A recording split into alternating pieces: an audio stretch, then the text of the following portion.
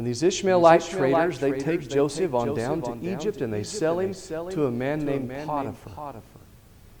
And Joseph now is in the household of a man named, a powerful rich man in Egypt named Potiphar. Now wait a minute. We were supposed to be optimistic. This is supposed to be a good future. Why is Joseph sold into slavery like that? That doesn't seem very good. It just so happens our optimism doesn't guarantee life's going to be easy. And the universe doesn't necessarily just all kind of work together to make life easy for us and seamless. It doesn't work that way for Joseph. But you know, as he sat there in Potiphar's house, on his first day as a slave in Potiphar's house, he has some options. One of the things he could do is sit there and just boil. And he has reason to do that. In his life, every single person around him has really failed him to this point. His father has failed as a leader of his family by using partiality with his sons. He created this dynamic of jealousy through partiality. His brothers have failed. All these people around him have failed him. And he could sit there and he could run through every day his list of grievances. But Joseph doesn't do that. You know what Joseph does on his first day at Potiphar's house? He gets up and he goes to work. And you know what he does on his second day? He gets up and he goes to work. He just keeps doing that. And before you know it, Potiphar's noticed him, and Potiphar says, hey, this is a good guy. And everything he does, the Lord's blessing him. I'm going to put him in charge of everything. That'll work out real good for me. And it does. Until Potiphar's wife enters the story. And she's not a very notable person as far as morals and all of that goes. She's a very immoral person. And she has unjust interest in him, immoral interest in him, and he refuses her advances. And what does she do? She lies about him. Somebody else lets Joseph down.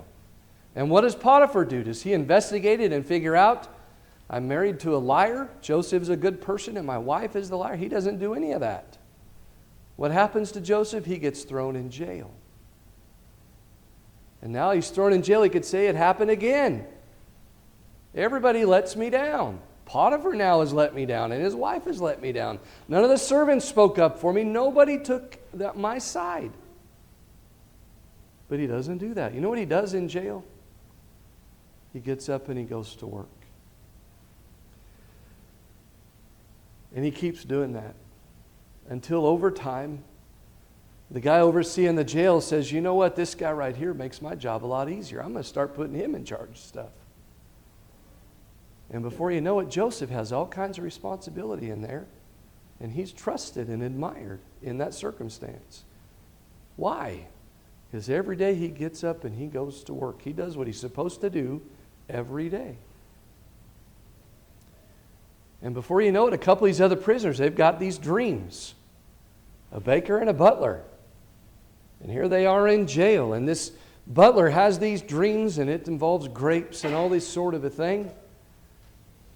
And the baker, he has his dream, and they don't know what to do about it. Joseph notices it, and he says, if you'll tell me what your dreams are, I'll tell you what they mean. Not that Joseph himself knew, but he knew God would let him know what those dreams meant. So the butler tells his dream, and Joseph says, well, I've got good news for you. You're getting out of jail. You're going to go back to work for Pharaoh. You're going to be a butler again. The future looks great for you. Well, that's wonderful. The baker says, hey, I like this guy. I like what he's got to say. I'm going to tell him my dream. Let's see how this works. And he tells his dream about bread and baskets and birds and all that sort of a thing. And Joseph says, that don't look good for you. You're going to die. And just a few days later, it's Pharaoh's birthday. And you know what happened? The baker was executed and the butler was released and went back to work. Now Joseph asked the butler a favor. He said, hey, I want you to do something for me. When you get out of here, don't forget about me. Oh, I won't. Don't worry. I won't. I'll remember you. 2 years later, Joseph's still sitting in jail. Somebody else let him down. This time Pharaoh has these dreams. Pharaoh has these dreams, and they're about corn and they're about cows. And there are all these sevens involved, and some of them are big and some of them are small, and Pharaoh can't figure it out. The wise men around him, they've got no idea what it means. Finally, the butler, having waited 2 years to remember Joseph, now says, hey, I know the guy you should call. So they get Joseph cleaned up, they shave him up and everything, and they bring him into the presence of Pharaoh. And Pharaoh says, I hear that you can tell me what these dreams mean. And Joseph says, not me, it's God. God will tell you what they mean. And so there he interprets Pharaoh's dreams. Why did he get that opportunity? Why does he end up in that position? Even then, eventually being put in the position of being able to be the overseer over the process of fulfilling that dream. Why did Joseph get that opportunity? Because he was faithful. Because he got up every day and went about the responsibilities he was given. He carried them out every single day. There's something important there in doing that. Listen to what Philippians chapter 2 says. Philippians 2 verses 12 through 14. Here's what the Bible says, or 12 through 15. Therefore, my beloved, as you have always obeyed, not as in my presence only, but now much more in my absence, work out your own salvation with fear and trembling. For it is God who works in you both to will and to do his good pleasure. Do all things without complaining and disputing, that you may become blameless and harmless, children of God without fault in the midst of a crooked and perverse generation, among whom you shine as lights in the world, holding fast the word of life, so that I may rejoice in the day of Christ, that I have not run in vain or labored in vain. There's something about the grind, isn't there? There's a grind in life. And it's easy to get up and do your responsibilities one day in a row. What about doing that for years in a row? And not just some of them, but all of them. Think about your daily grind. And think about the things that maybe it doesn't include that you know that it needs to. Are there things in your daily grind that need to be there that aren't? Well, I want to encourage you to think about that today and think about how to include that this coming week. And if maybe you think, I need to read my Bible more, that's good. That should be part of your daily life. Pick a time. Pick a time every day that you're going to read. And I don't care if you read 10 chapters, read one chapter. But do it every day this coming week. Or maybe you know in my daily grind, sometimes my mood, I get grouchy and I'm not who I ought to be toward people. Well, let's work on that. Let's learn how to have a more consistent mindset and a more appropriate attitude that is a light in our world instead of maybe a cloud. As we can sometimes be. Maybe you need to spend more time with someone in your family. Maybe the hectic nature of your life, all of a sudden you haven't had a one-on-one conversation with your spouse or with one of your kids or with a sibling or whatever. Maybe you need to do that this week. Well, plan it. Do it this week. The busyness of life can make this part really, really hard. We can get so busy we forget things. We get left out. They get left to the side. And all of a sudden, weeks and months and years have gone by when we haven't done the stuff we planned and intended to do. So be intentional with that this week. Include some things in your schedule this week that you need to include and you haven't been. But also think about taking some things out of your life that are there that don't need to be. In particular, Philippians 2 mentions, it mentions complaining and arguing. So go through this whole week and don't complain about anything. Not a single thing. Try that. That can be hard. It will be hard for me too. And go through your week and don't get contrary with anybody. And I don't mean ignore conflicts and all that. We can manage conflicts without being contrary. And so let's put that stuff out. Why? Because that's part of being faithful. Part of being faithful. We begin with our optimism, and then we got to get up and we got to be about our business every day. We got to be faithful, carrying out our responsibilities. And as we do that, then we need to adopt the mindset of a problem solver. You know, as Joseph begins his march now into this next season of life, you would think, oh good, now everything's going to get easy. It doesn't. The more his life builds, the more challenges he seems to be given. That's kind of how it's actually supposed to work. We're supposed to be problem solvers. That's kind of our job. As we get older, we get to learn how to do that better. And maybe all of a sudden, more and more problems show up that we can help resolve. We can help do something about them. That's part of how we can shine our light. Now, Joseph's got a couple of big problems. Here comes a worldwide famine. A worldwide famine. We know how those work. They don't work well. Except for here. This one works well. Why? Because of Joseph. You know, when Joseph interprets the dream for Pharaoh, he says you're going to have 7 good years and then 7 years of famine.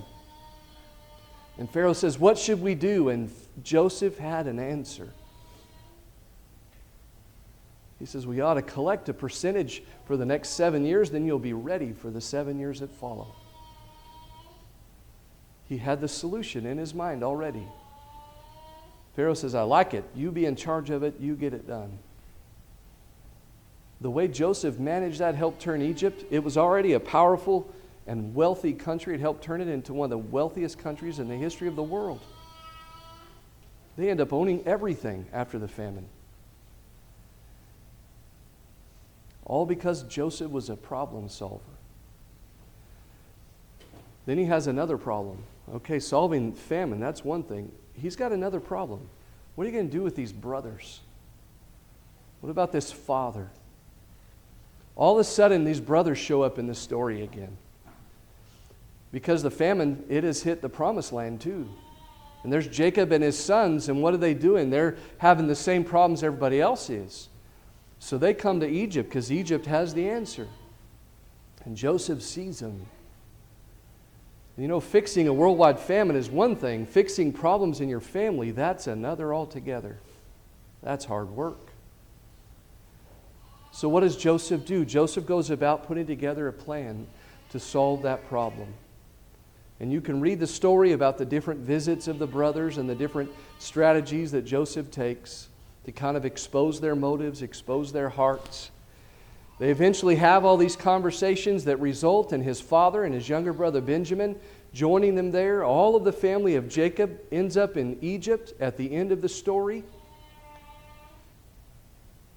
Reconciliation. That's hard work.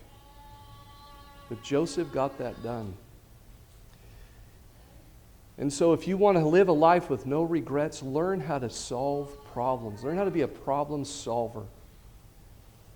It's easy, you know, to be a critic, and it's easy to point out problems and all that. That's easy to do. It's hard work to solve them. So if you want to be a problem solver, what should you do? Let me mention 3 things you should emphasize if you want to be a problem solver, very briefly. The first thing you should prioritize in your life if you want to be a problem solver is wisdom. And if you want to have wisdom, there's 2 things you should do every day. First, you should ask God for wisdom. James 1:5 tells us, if you lack wisdom, ask the Father for it. Well, we can ask Him every day. The second thing, if you want to be wise, the second thing you should do is you should read Proverbs all the time. Read it a lot. If you read a chapter a day, you can read through it once a month pretty much.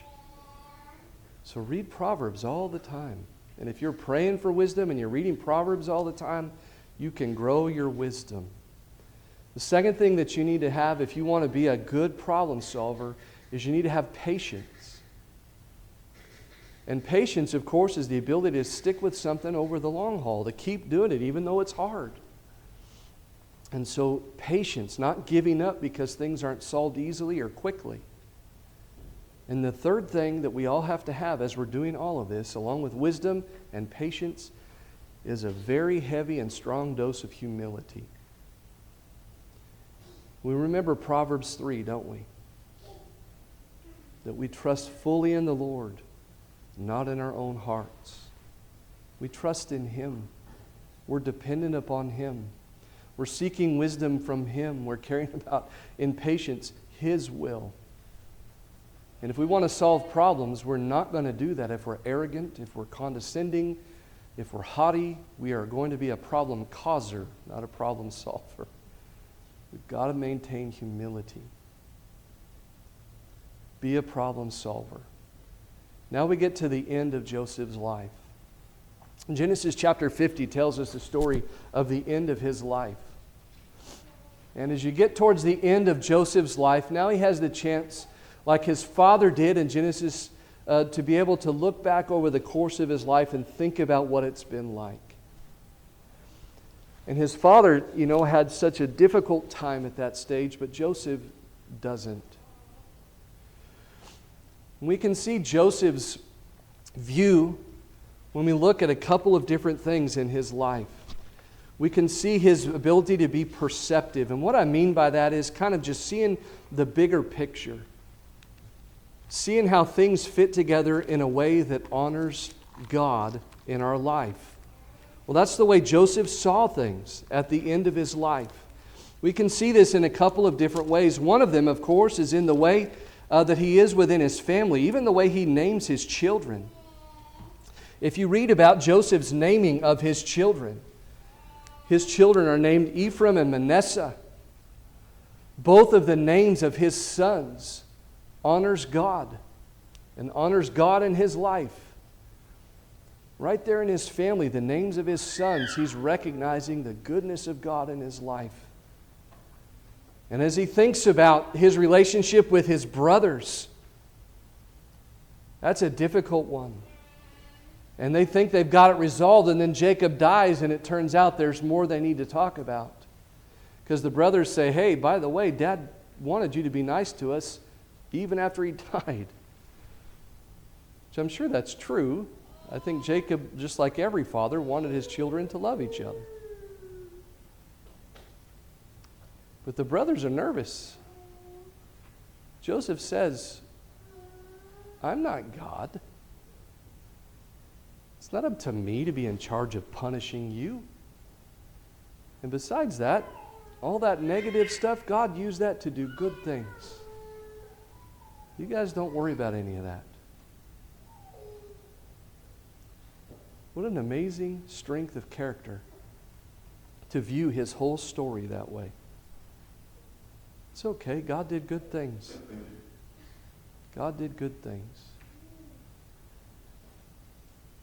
We've got to learn how to think in this big picture way, in a way that honors God, that recognizes that He is sovereign, He's in charge, and He is good. And we can see His goodness in our own life. Has there been hardship? Sure. If you live long enough, you have some of that. And maybe you have a lot of it. Maybe you feel like you have more than your share of it. Well, Joseph did too. He had more than his share, no doubt. But that wasn't his story. That wasn't how he thought of himself. Have things been hard? Yeah, things have been hard, but God did good things in my life.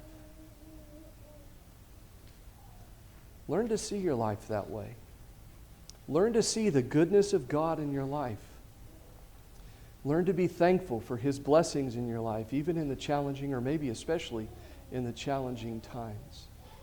When Joseph eventually dies, his final message is, when you guys leave here, you take my bones with you to the promised land.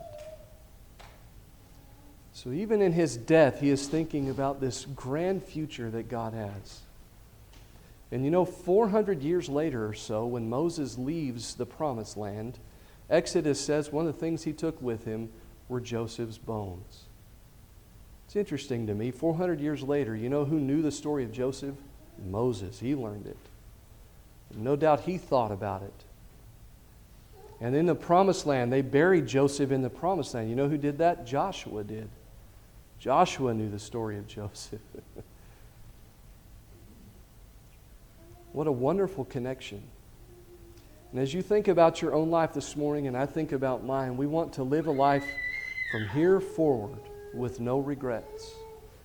And Joseph provides us a great model of how to do that by being optimistic, by being faithful in our daily life, by learning how to be a problem solver, and by learning how to see the goodness of God in our life, just as Joseph did in his own. This morning, if you're here and you've never yet become a Christian, we want to encourage you to make this decision. This is what it takes to begin living a life with no regrets, is to live your life with the Lord.